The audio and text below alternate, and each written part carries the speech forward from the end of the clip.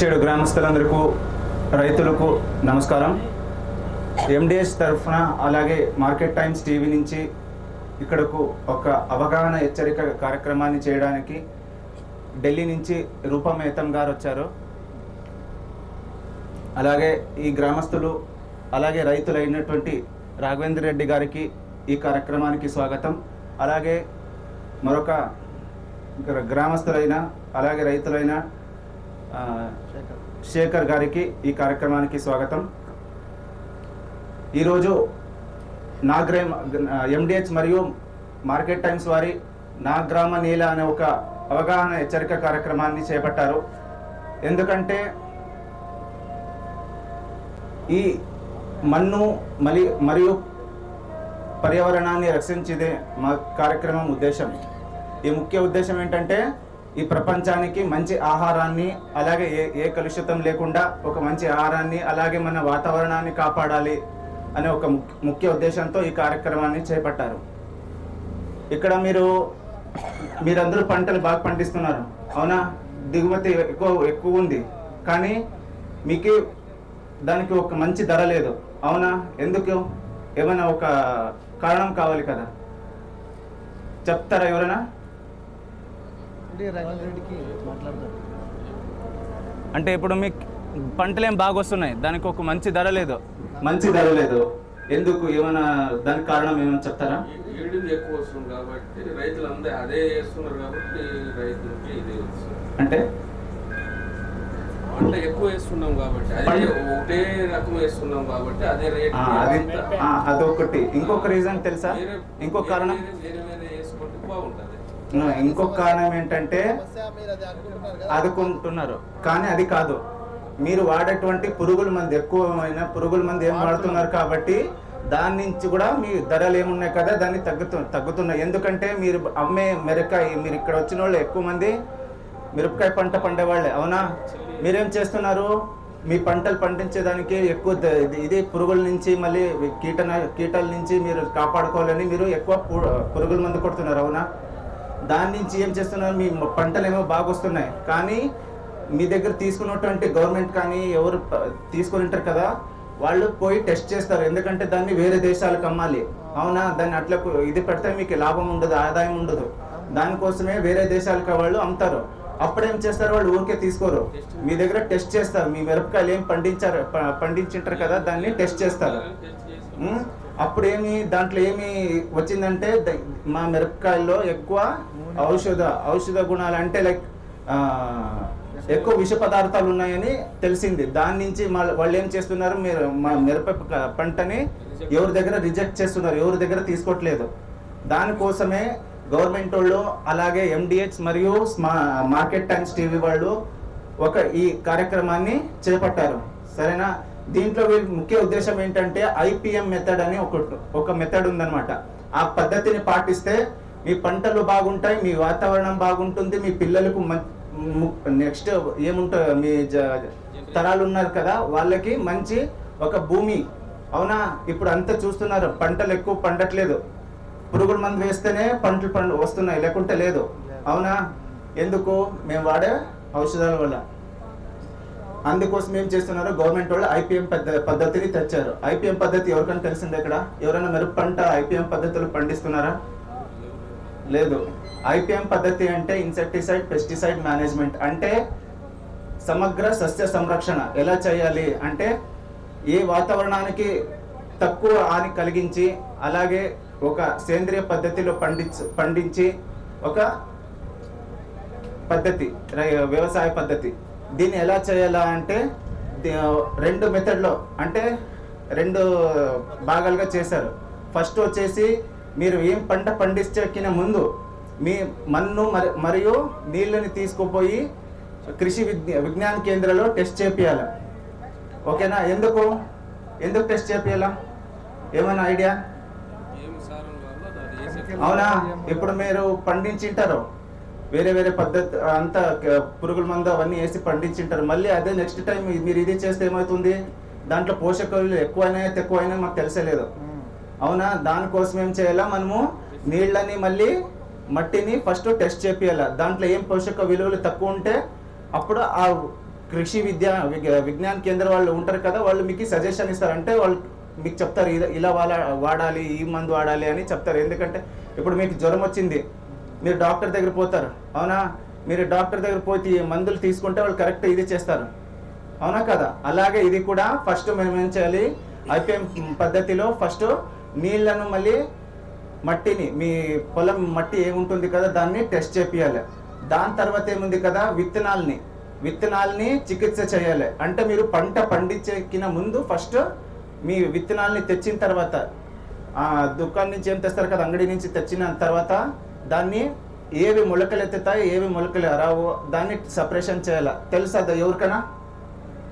మొలకలు ఇప్పుడు ఈ విత్తనాలు తెస్తారు, దీంట్లో ఇవి మొలకలు వస్తాయి, ఇవి మొలకలు రావని ఎవరైనా టెస్ట్ చేస్తారా? తెలీదు, దాని పద్ధతి కూడా తెలియదు, అవునా? దానికి కూడా ఒక పద్ధతి ఉందన్నమాట.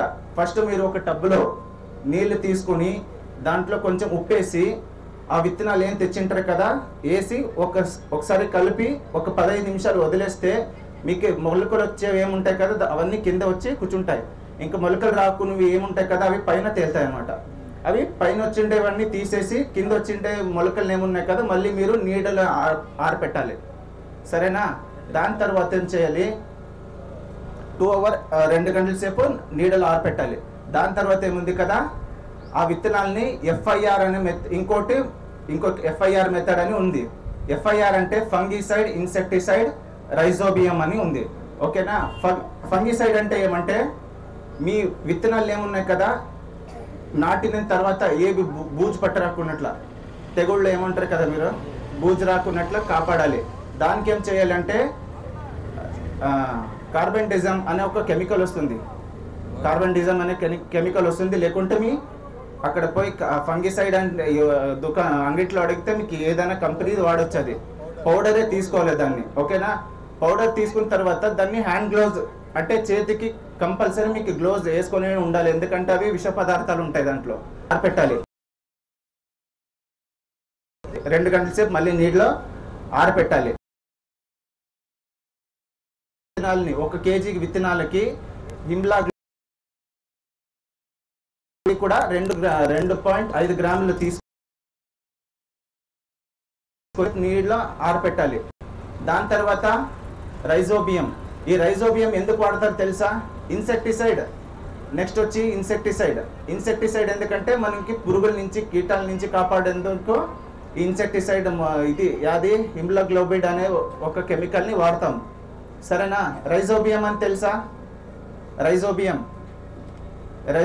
దాని ఉపయోగాలు తెలియదు మీకు. రైజోబియం అంటే ఏమంటే అది ఒక కెమికల్, దాంట్లో ఏముంటాయి కదా ఒక మంచి బ్యాక్టీరియాలు ఉంటాయి. రైజోబియం లేకుంటే ట్రైకోడర్మా, దాంట్లో ఏముంటాయి కదా మనకి మంచి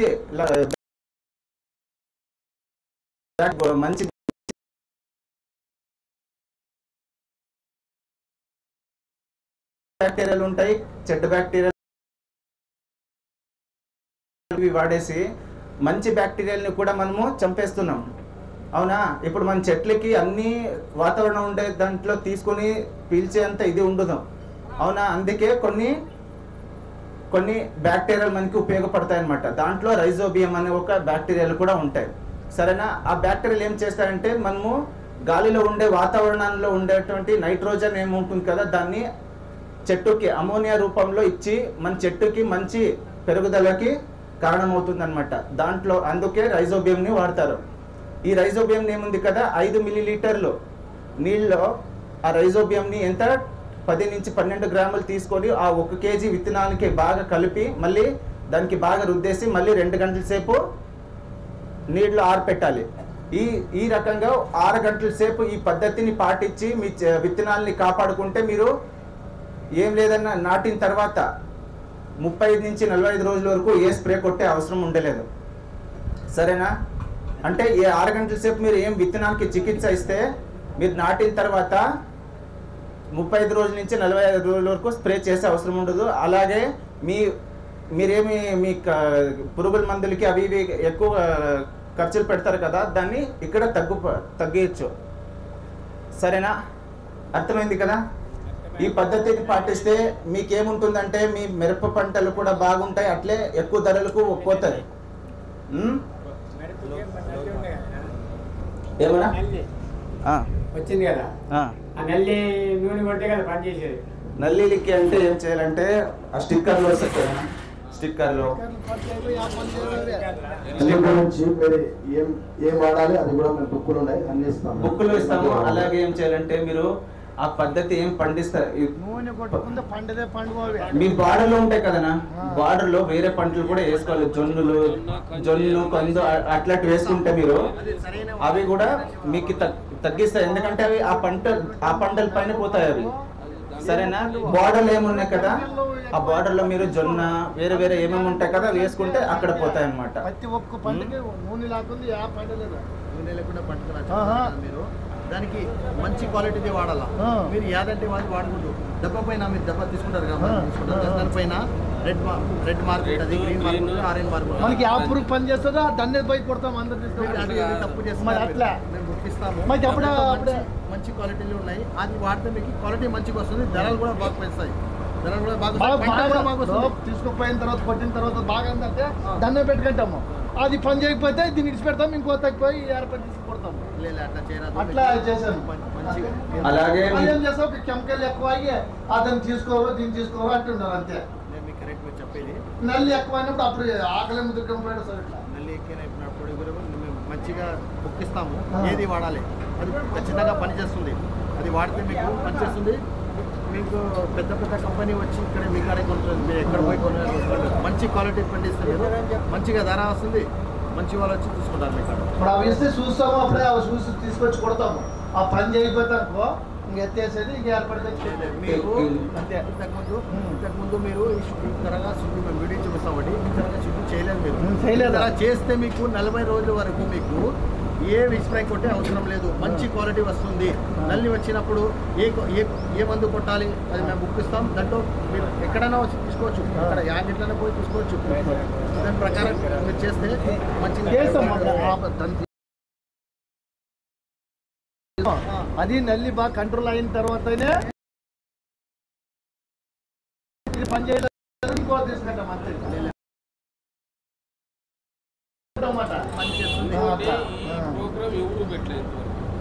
ఇంకోటి ఏం చెప్తున్నామంటే ఈ ఐపీఎం పద్ధతి ఏముంది కదా,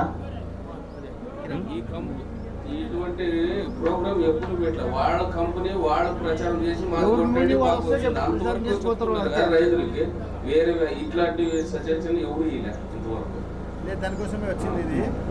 మేము ఏది అమ్మాయికి రాలేదు, మేము ఏది అడ్వర్టైజ్మెంట్ చేసేకి రాలేదు. మీరు బాగా కావాలా, మంచి క్వాలిటీ రావాలా, కంపెనీ వాళ్ళు వచ్చి మీ కాడ డైరెక్ట్ తీసుకుంటారు. వాళ్ళు మీ కాడ డైరెక్ట్ వచ్చి తీసుకుంటారు కంపెనీ వాళ్ళు. దానికోసం వచ్చింది. మందు అమ్మాయికి రాలేదు అంటే ఇప్పుడు ఇచ్చిన కలప అది కలపంటే అది ఇచ్చిన మంత్ అయిపోయింది, ఇంకేడు కలపాలి. నెక్స్ట్ సీజన్ ఏముంది కదా, నెక్స్ట్ సీజన్ కి పద్ధతి పాటించండి. అలాగే ఇంకోటి ఏమంటే మీరేం పంట పండిస్తున్నారు కదా, క్రాప్ రొటేషన్ చేయాలన్నమాట. అంటే ఈ సంవత్సరం ఏం పంట వేసింటారు కదా, నెక్స్ట్ ఇయర్కి మళ్ళీ చేంజ్ చేయాలన్నమాట.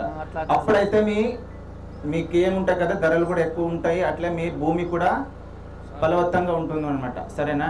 అలాగే ఇంకోటి ఏంటంటే రైతుల ఒక కర్తవ్యం ఏంటంటే అందరికీ మంచి ఆహారాన్ని అందించేదే ఒక కర్తవ్యం. అవునా?